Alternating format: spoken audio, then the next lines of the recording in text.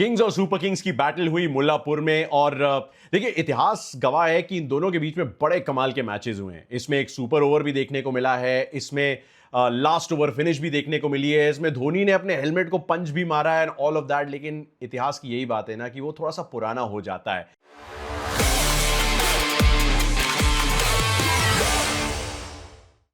हमने ये भी बात की थी पिछले वीडियो में कि पंजाब किंग्स का पलड़ा भारी है। सिर्फ एक ही जो विंडो ऑफ अपॉर्चुनिटी थी चेन्नई सुपर किंग्स के लिए वो ये कि पंजाब में यानी कि मुल्लापुर में, जो कि उनका नया घर बन चुका है पिछले 2 सीजन से, वहां पे अच्छा नहीं खेल पा रहे। राजस्थान रॉयल्स ने उन्हें मुंह की खाने पे मजबूर किया था पिछले ही मैच में। सबक सीखने जरूरी होते हैं अपनी गलतियों से और पंजाब किंग्स ने यह करके बताया। चेन्नई सुपर किंग्स के पास ऑनेस्टली उस 220 की चेस में कोई चांस था ही नहीं। Shivam Dube, Devon Conway, even MS Dhoni ने ट्राई बहुत किया, लेकिन वो अंग्रेजी में कहते हैं ना, ब्रिज टू फार। इसी ब्रिज को बड़ी खूबसूरती से डोमेस्टिक क्रिकेट से आईपीएल में तब्दील कर दिया है प्रियांश आर्या नाम के लड़के ने। हमने सीजन से पहले जो emerging players to watch out for का वीडियो बनाया था, उसमें प्रियांश आर्या पे बड़ी गहराई और गंभीरता से बात की थी। कहा था कि यह लड़का फ्यूचर का स्टार होने वाला है और पिछले मुकाबले में चेन्नई सुपर किंग्स के खिलाफ उन्होंने ये बात पूरी तरीके से स्थापित कर दी। आप लोगों ने गूगल भी किया होगा, अगर नहीं किया तो मैं आपको बता देता हूं प्रियांश आर्या की कहानी संक्षेप में, ताकि आपको पता चल जाए कि क्यों इस लड़के ने जो कल किया चेन्नई के खिलाफ, वो बता सकता है कि ये लड़का आगे क्या क्या करने वाला है और क्यों भारत के T20 भविष्य के लिए ये बहुत अहम साबित होने वाला है। प्रियांश आर्या 24 साल के हैं। हकीकत ये भी है कि एक समय ये अंडर 19 वर्ल्ड कप की टीम का हिस्सा हो सकते थे। वही अंडर 19 वर्ल्ड कप की टीम जो कि 2020 में यशस्वी जायसवाल के साथ ओपन करती थी। यशस्वी का करियर कहां से कहां चला गया है, इस बात का तो इतिहास गवाह है। लेकिन प्रियांश आर्या का करियर उस तरीके से गया नहीं। दिल्ली में इन्होंने संजय भारद्वाज की अकेडमी से शुरुआत की, जो गौतम गंभीर के फॉर्मर कोच हैं। गौतम को कई बार नेट्स में प्रैक्टिस करते देखा। बहुत सारी इंस्पिरेशन लेफ्ट हैंडेड गौतम गंभीर से इस लेफ्ट हैंडेड इमर्जिंग सुपरस्टार ने उस समय ली। उस अकेडमी से ये दिल्ली की अंडर 14 अंडर 16 में आना तो इन्होंने शुरू कर दिया, लेकिन जैसे ही अंडर 19 में इनका सिलेक्शन होना शुरू हुआ, अचानक एक बात सामने आई कि क्योंकि अंडर 16 से पहले इन्होंने अपना एज टेस्ट नहीं करवाया था, यानी अंडर 19 में 2 साल खेलने के बाद ये अंडर 19 विश्व कप के लिए इनएलिजिबल हो गए थे। A big blow to a massive player for the future for India. आप हार मान सकते हैं या फिर आप ठान सकते हैं कि मैं हार नहीं मानूंगा, और प्रियांश ने यही किया। अंडर 19 वर्ल्ड कप में सिलेक्शन नहीं हुआ, कोई बात नहीं, लेकिन इस बंदे ने दिल्ली के डोमेस्टिक सर्किट से होते हुए किसी तरीके से अपने संकल्प को, अपनी कोशिशों को बंद नहीं किया। इवेंचुअली साउथ दिल्ली सुपरस्टार्स नाम की टीम में इनका सिलेक्शन होता है, दिल्ली की T20 लीग में, जिसकी शुरुआत पिछले सीजन हुई। वहां पे आयुष बडोनी के साथ मिलकर ये एक ऐसी शतकीय पारी खेलते हैं और एक ऐसी साझेदारी रचते हैं कि सारे स्काउट्स जो पूरे देश भर में फैले हैं आईपीएल की टीमों की खोज में, वो अचानक इन्हें ढूंढ लेते हैं। 6 बॉलों में 6 छक्के इस बंदे ने लगाए थे। भारद्वाज नाम के एक गेंदबाज थे, 20 में सारे छक्के जाते हैं। भारद्वाज को फोर्स करते हैं कि लेफ्ट से और राइट आर्म भी गेंदबाजी करे, बट छक्कों की झड़ी रुकती नहीं है। रिकॉर्ड ऐसा बनाते हैं कि अचानक आईपीएल के स्काउट्स को लगता है ये बंदा है, इसको देखना पड़ेगा, इस पे गौर फरमाना पड़ेगा। लेकिन आईपीएल ऑक्शन से जस्ट एक दिन पहले एक बड़ा इंटरेस्टिंग वाकया होता है। सैयद मुश्ताक अली ट्रॉफी की टीम में प्रियांश आर्या दिल्ली की टीम में खेल रहे हैं। सामने यूपी की टीम जिसमें भुवनेश्वर कुमार, पीयूष चावला, शिवम मावी जैसे गेंदबाज हैं, और यह बंदा एक ऐसा शतक जड़ता है और 10 छक्के उस शतक में लगाता है कि आईपीएल ऑक्शन में जैसे ही इनका नाम आता है 30 लाख के बेस प्राइस पे सबसे पहले दिल्ली पैडल उठाता है। उसके बाद पंजाब किंग्स उस बिडिंग वॉर में जुड़ जाते हैं। जब वैल्यू 1 करोड़ पे आती है तो रॉयल चैलेंजर्स बेंगलुरु, जो कि इंसिडेंटली प्रियांश आर्या की फेवरेट टीम थी इस आईपीएल से पहले, वो भी इंटरेस्टेड हो जाते हैं। लेकिन इवेंचुअली मामला 3.8 करोड़ तक जाता है और पंजाब, जो अच्छे खासे मोटे वॉलेट के साथ उस ऑक्शन में आए थे, वो प्रियांश को अपना बना लेते हैं। एक बड़ा भावुक मोमेंट उनके लिए जब रिकी पॉन्टिंग उन्हें पहली पंजाब किंग्स की जर्सी गिफ्ट करते हैं और कहते हैं दिस इज योर आईपीएल। और उन्होंने इस इनिंग्स के दम पे बता दिया that this is totally his IPL. बहुत सारे इमर्जिंग प्लेयर्स हैं, उनके बीच में एक सितारे का इमर्ज होना एक बहुत बड़ा संकेत देता है। पहले भारतीय हैं जिन्होंने अपने डेब्यू आईपीएल सीजन में लगाया है शतक। दूसरा सबसे तेज शतक किसी भी भारतीय द्वारा इंडियन प्रीमियर लीग में, सिर्फ यूसुफ पठान से पीछे। और जिस फेरिस में क्रिस गेल जैसा नाम हो, ट्रेविस हेड जैसा नाम हो, यूसुफ पठान जैसा नाम हो, उसमें 39 गेंदों में एक शतक, सलाम है प्रियांश आर्या को। तो साउथ दिल्ली सुपरस्टार्स से दिल्ली की टीम दोनों के लिए ये टॉप स्कोरर रहते हैं अपने अपने सीजन्स में, और उसके बाद अब पंजाब किंग्स के लिए एक ऐसे ओपनर बन चुके हैं जहां पे वो सबको बता रहे हैं कि भले ही इतिहास बताता हो कि यहां पे वीरेंद्र सहवाग, यहां पे शिखर धवन जैसे लोगों ने ओपन किया हो, जहां पे क्रिस गेल, हाशिम आमला जैसे लोगों ने बल्लेबाजी की हो, लेकिन प्रियांश आर्या को भी याद रखना, आप लोग भी याद रखना, क्योंकि अभी तो बस शुरुआत है। आगे बहुत सारी ऐसी रात हैं जिनमें हम सेलिब्रेट करेंगे प्रियांश आर्या को। बात करते हैं आज के मुकाबले की, जहां पे गुजरात टाइटंस के घर पे आने वाले हैं राजस्थान के रजवाड़े, राजस्थान रॉयल्स। ये 2022 में फाइनल में मिले थे, वो गुजरात टाइटंस का पहला सीजन था और पहले सीजन के ही फाइनल में राजस्थान को हरा के इन्होंने अपनी पहली ट्रॉफी जीती थी। तो कुछ पुराने जख्म जो हैं वो अभी भी हरे हैं, उन्हें थोड़ा सा भरने की कोशिश करेगी राजस्थान रॉयल्स की टीम। सिर्फ एक ही मुकाबला जीता है गुजरात के खिलाफ उन्होंने, वो इंसिडेंटली यहीं पे, यानी कि दुनिया के सबसे बड़े क्रिकेट स्टेडियम में आया था 2023 में, जहां पे शिमरन हेटमायर और संजू सैमसन ने दो कमाल की पारियां खेली थी। लेकिन हकीकत यह भी है और इतिहास यह भी बताता है कि जब पिछले सीजन इन दोनों टीमों की मुलाकात सिर्फ एक बार हुई थी, वो थी सवाई मानसिंह स्टेडियम जयपुर में। तो उसमें एक लास्ट बॉल फिनिश देखने को मिली थी। हीरोज रहे थे राशिद खान और राहुल तेवतिया, नाम तो सुना होगा, राहुल भी अपनी फॉर्मर टीम राजस्थान रॉयल्स को की अच्छी खबर लेते हैं। तो एक थ्रिलर तो था, लेकिन राजस्थान जीत नहीं पाई थी। तो 5-1 का head to head record Gujarat के हित में झुका हुआ। अब दूसरी समस्या राजस्थान के लिए ये कि भले ही उनका फॉर्म वापस आ गया हो, वो लगातार 2 मैचेस जीते हो, लेकिन ये टीम यानी गुजरात की टीम यानी कि होम टीम लगातार 3 मुकाबले जीत के आ रही है, जीत की हैट्रिक के साथ आ रही है, और एक ऐसे स्टेडियम आ रही है जहां पे पिछली बार जब खेले थे तो 5 बार के चैंपियंस मुंबई इंडियंस को हराया था। कुछ की बैटल्स पे बात कर लेते हैं, क्योंकि ये मामला तो दिलचस्प है। इन दोनों की वो राइवलरी तो है, वो 2022 के फाइनल में ही शुरू हो गई थी, भले ही वन साइडेड हो थोड़ी सी। दोनों टीमों के पास मोमेंटम है। राजस्थान ने हराया चेन्नई को गुवाहाटी में, उसके बाद पंजाब जो कि लगातार 2 मैचेस जीत चुके थे, उन्हें मुल्लापुर में काफी बड़ी मार्जिन से हराया था। वहीं पे गुजरात टाइटंस मुंबई को हराते हैं, आरसीबी के घर जाते हैं, उन्हें हराते हैं, सनराइजर्स के घर जाते हैं, उन्हें भी घुटने टेकने पे मजबूर करते हैं, अब वापस गुजरात आते हैं। तो ये तो रीसेंट हिस्ट्री की ये लोग क्या करते आ रहे हैं अभी इस सीजन में। बटलर अपनी फॉर्मर टीम के खिलाफ है, हम हमेशा, मुझे बड़ा पसंद है पुराने चेहरे आमने सामने जब आते हैं तो बड़ा मजा आता है। जॉस बटलर ने 7 सीजन राजस्थान रॉयल्स के साथ बिताए, 3000 से ज्यादा रन उन्होंने राजस्थान के लिए बनाए। संजू सैमसन के साथ मैंने एक इंटरव्यू किया था सीजन से जस्ट पहले, जियो हॉटस्टार पे, अगर आपने नहीं देखा तो देखना जरूर। उसमें एक बड़ी अमेजिंग चीज संजू ने कही थी कि मुझे आईपीएल ऑक्शन बिल्कुल पसंद नहीं है, क्योंकि जो पुराने दोस्त हैं वो आपसे जुदा हो जाते हैं, क्योंकि इतना समय आप उनके साथ बिताते हो, फिर ऑक्शन उन्हें कहीं और ले जाता है, जैसे जॉस बटलर को ले गया वो गुजरात टाइटंस। अब फैंस कहते हैं कि भाई अगर इतना ही प्यार था तो राजस्थान को रिटेन कर लेना चाहिए था। बात में दम है बॉस, क्योंकि शिमरन हेटमायर को रिटेन किया राजस्थान ने, बट बटलर को नहीं। शायद उन्हें लग रहा था कि बटलर को थोड़े से औने पौने दांव में खरीद लेंगे, लेकिन बटलर उस तरह के खिलाड़ी है ही नहीं, और इस सीजन उसकी पहचान हमें देखने को मिली है। उनका फायदा कितना मिलेगा थोड़ा सा आगे वीडियो में बताता हूं। फैंटेसी के शौकीन एंड तक देखना, कैप्टनसी वाइस कैप्टनसी के ऑप्शंस भी दूंगा, साथ में आपके लिए 11 बनाने के थोड़े से आइडियाज भी, ताकि आपकी थोड़ी सी मदद हो जाए। पहली गेंद तक टाइम रहता है अपनी फैंटेसी टीम बनाने का। मेरा कल का दिन अच्छा नहीं गया, मैंने प्रियांश आर्या को अपनी टीम में नहीं लिया था, and I am regretting it till date. But Buttler versus Royals should be a great contest. उसके अलावा क्योंकि बटलर गुजरात टाइटंस के टॉप 3 में शुमार हैं, और ये टॉप 3 क्यों इतने जरूरी हैं, क्योंकि इनसे ज्यादा टॉप 3 ने किसी और टीम के रन नहीं बनाया। 503 रन ये टॉप 3 मिलकर बना चुके हैं।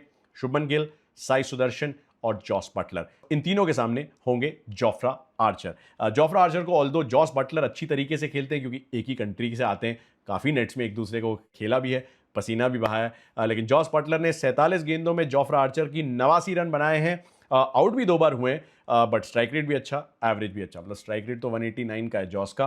तो ये सेमी बैटल है, क्योंकि जोफ्रा आर्चर हिसाब चुकता करना चाहेंगे, लेकिन जोफ्रा शुभमन गिल को बहुत तंग करते हैं। 4 पारियों में 2 बार उन्होंने शुभमन का विकेट चटकाया है। एवरेज शुभमन का सिर्फ 4.5 का है, और स्ट्राइक रेट सिर्फ 69 का, यानी 13 गेंदों में सिर्फ 9 रन और 2 डिसमिसल शुभमन गिल के। जोफ्रा से बचकर रहना पड़ेगा, क्योंकि पिछले मैच में क्या किया, पहली गेंद पे प्रियांश आर्या, पिछले मैच के सेंचुरियन, उन्हें चलता कर दिया, और फिर उसी ओवर में श्रेयस अय्यर कप्तान को भी आउट कर दिया, और बड़ा एम्बैरेसिंगली एक्चुअली आउट किया था। उससे पहले जब वो पिछला मैच खेल रहे थे जोफ्रा आर्चर, तो उन्होंने बड़ी घातक गेंदबाजी की थी। तो इससे बच के रहना पड़ेगा भाई, क्योंकि पहले मैच में जोफ्रा आर्चर ने 4 ओवर में 76 रन दिए थे, जो कि आईपीएल के इतिहास की सबसे महंगी स्पेल थी।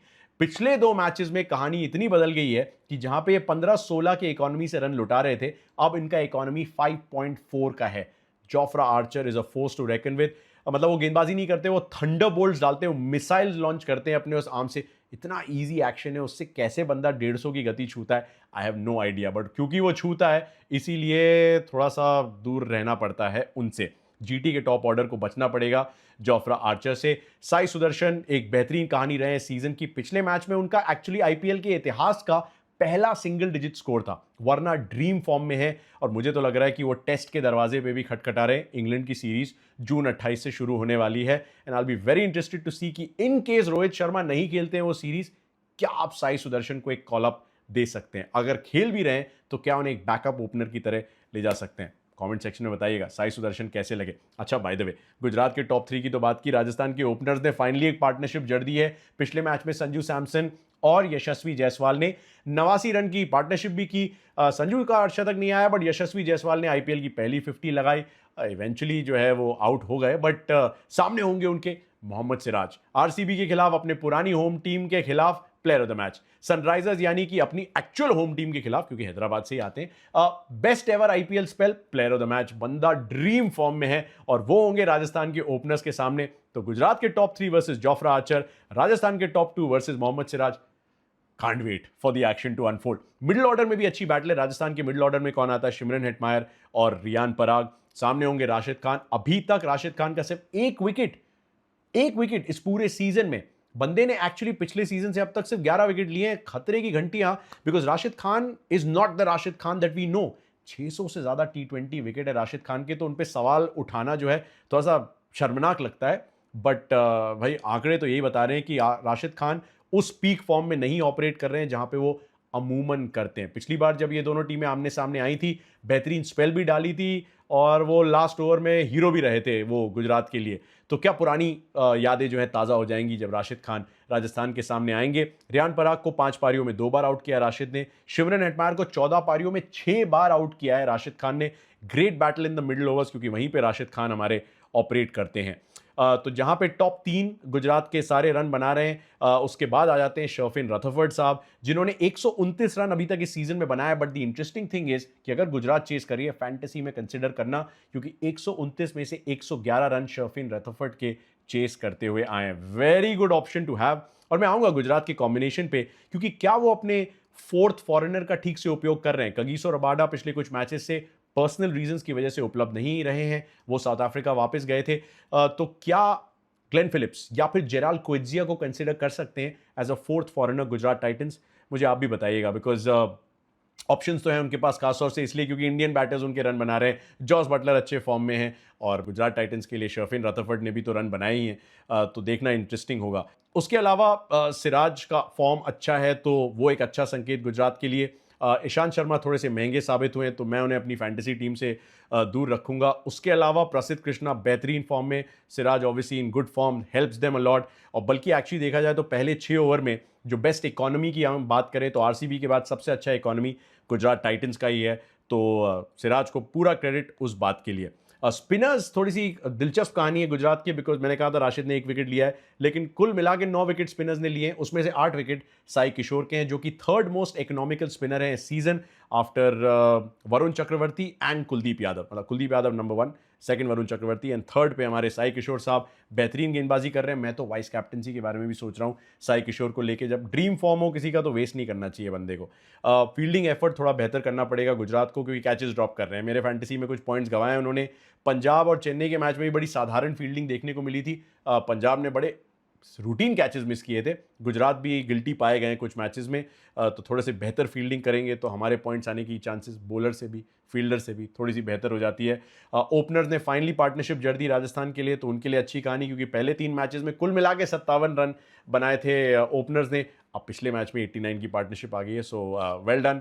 पराग और राणा कब आते हैं? तब आते हैं जब यशस्वी जायसवाल का विकेट गिरता है तो लेफ्टी यानी कि नीतीश राणा, संजू सैमसन का विकेट गिरता है तो राइटी यानी कि रियान पराग। अगर आपको कंफ्यूजन है कि 3 पे कौन आएगा और 4 पे कौन आएगा, जोफ्रा आर्चर का फॉर्म अच्छा है। मैंने कहा था पिछले 2 मैचेस में 4 विकेट, इकोनॉमी 5.4 का, बढ़िया फॉर्म में है। और इस तरह के फॉर्म में अगर कोई हो तो आप उसको डिस्टर्ब नहीं करना चाहेंगे।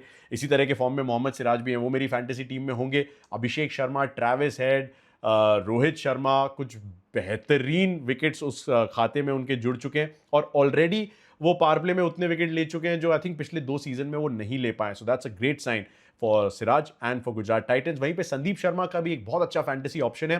पिछले मैच में 4 ओवर की स्पेल में 21 रन, 2 विकेट, 4 पारियों में अभी तक 4 ही विकेट हैं, लेकिन इकोनॉमी जो है वो बहुत अच्छा है, इसको कंसीडर करते हुए कि डेथ में 2 ओवर वो डालते ही डालते हैं। थोड़ी सी स्विंग भी मिलती है शुरुआत में जब पावर प्ले में दिखते हैं, और डेथ में यॉर्कर्स नेल करते हैं। एमएस धोनी को आउट करवाया था उस 10th चेज में जब चेन्नई के खिलाफ खेले थे।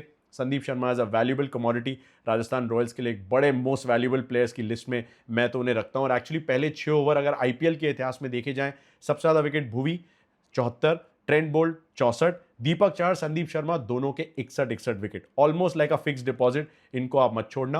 राजस्थान के स्पिनर्स पे भी नजर रखना। हसरंगा बेहतरीन फॉर्म में, 3 पारियों में 6 विकेट। तीक्षणा डेथ में गेंदबाजी करने लगे हैं आजकल, थोड़ा सा डिफरेंट रोल, तीनों फेज में गेंदबाजी करते हैं। एक पावर प्ले में कम से कम 1 या 2 मिडिल ओवर्स में और 1 डेथ में डालते हैं, और डेथ में 18 गेंदों में सिर्फ 18 रन दिए और 1 विकेट भी लिया है। कुमार कार्तिकेय ने भी अच्छी गेंदबाजी की थी पिछले मैच में। तो ये तो थोड़े से की बैटल्स और चीज़ें जो डिसाइड कर सकती हैं 2 पॉइंट्स का मुकद्दर आज की रात अहमदाबाद में। 12 बना लेते हैं। राजस्थान से शुरू करते हैं। यशस्वी संजू, यशस्वी रन बनाना चाहेंगे, कंसिस्टेंसी लाना चाहेंगे। संजू सैमसन को पसंद है अहमदाबाद, यहाँ पे रन खूब बनाए हैं। गुजरात भी पसंद है। तो संजू सैमसन भी मेरी फैंटेसी टीम में होंगे। मैं तो वाइस कैप्टनसी के बारे में भी सोच रहा हूँ। कैप्टन शुभमन होंगे, मैं आऊँगा उस बात पे। रियान पराग नंबर 3 पे, या फिर नीतीश राणा नंबर 3 पे, रियान 4 पे, 5 पे जुरैल, 6 पे हेटमायर, 7 पे हसरंगा, 8 पे आर्चर, 9 पे Kumar Kartikeya, Shubham Dubey. I will probably think Shubham Dubey because ये ज़्यादा बैटिंग फ्रेंडली सर्फेस है, तो वाई वेस्ट स्पिनर अननेसेसरली जब शुभम दुबे की हार्ड हिटिंग एबिलिटी आप यूज़ कर सकते हैं। 10 पे तीक्षणा, 11 पे तुषार देशपांडे अगर फिट है तो वो आ जाएंगे, वरना युद्धवीर सिंह जिन्होंने तेज गेंदबाजी की थी बट विकेट नहीं लिया था, थोड़े महंगे भी रहे थे। 12 पे संदीप शर्मा, इनको तो मैं फैंटेसी में भी लेने वाला हूँ। गुजरात की भी 12 बना लेते हैं। ओपनर शुभमन गिल, साई सुदर्शन बेहतरीन फॉर्म में है। शुभमन ने तो एक 100% कंट्रोल के साथ पिछले मैच में अर्धशतक जड़ा था, एक भी गलत शॉट नहीं खेला। Outstanding, right? नाबाद भी गए थे।